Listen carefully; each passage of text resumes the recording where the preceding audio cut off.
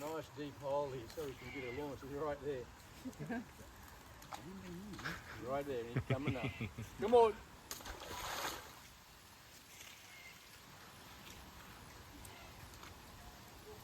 It's a good lesson here to see.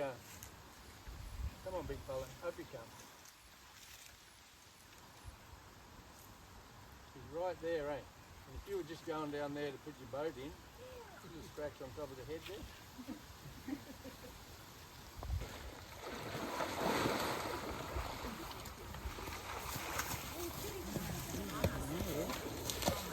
Have you ever tripped over?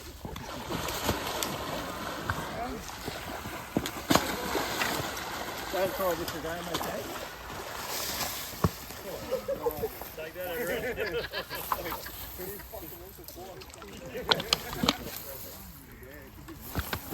What's this? It's a cow's leg. That's just as easy as you do. We're going to go and have a look at it. When they take it into the water like that, he can't swallow that underwater. The valve in the back of his throat, he won't be able to swallow it until his head comes out of the water. So his tail and his head will come up, the counteract, and he'll just toss that thing down. There he is there. When you see him in the water like that, you see the horns behind his eyes and the tip of his nostrils.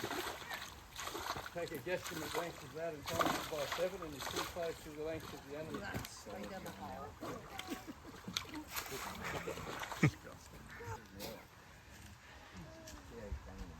You saw him went up that way. As soon as I went in the water, he's right here. Come back. Come on, big fella. Come on. This fella's been in captivity nearly half his life, I reckon. Over 30 years. Should be somewhere close to 80 years old. He's about 800 kilos. You get more plastics in another one? Yeah, he is. He's a bit bigger and older and heavier. Did he? He doesn't have a lot of teeth. That's why I'm trying to ramp up the bone content, get some more calcium into him. Neither of these guys they could go 6 months without eating. He's fat. In the wild, he won't have that fat ring around his neck. Oh.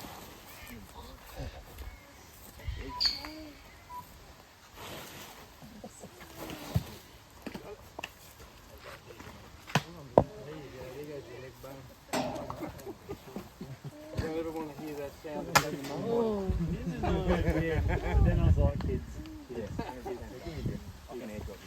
No, you're right. You got a live mud crab earlier this week.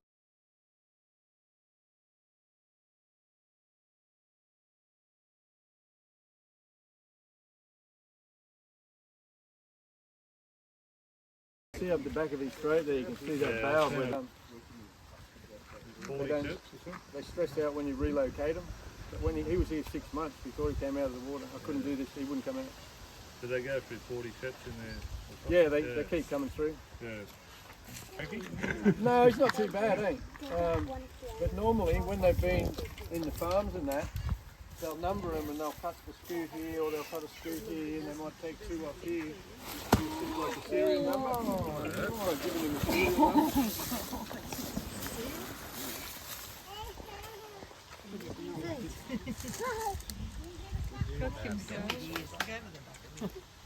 When you're working with them all the time, the safest place is directly in front of them. You can see what his back legs are doing. You're not really in His front back of him legs there. are cocked right forward. You know he's getting ready to launch. He's in the launch position.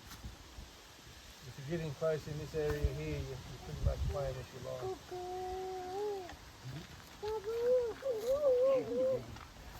These little, underneath the backbone here, all of these little, they're like bone. And they're almost like little solar panels. So in the cool seasons, they'll lay up on the bank and that bone will absorb heat. And they need that heat in their body. They can't digest their food without getting heat in their body. So this is, if I was to get around here, he did this to me one day. Lucky the tree was here. If you're going to have a crocodile pen, have a tree. Have a good solid tree. But he spun around that fast and I had gumboots on, so I wasn't very flight of foot, and he took my feet out from underneath me. But I never wear gumboots in here again.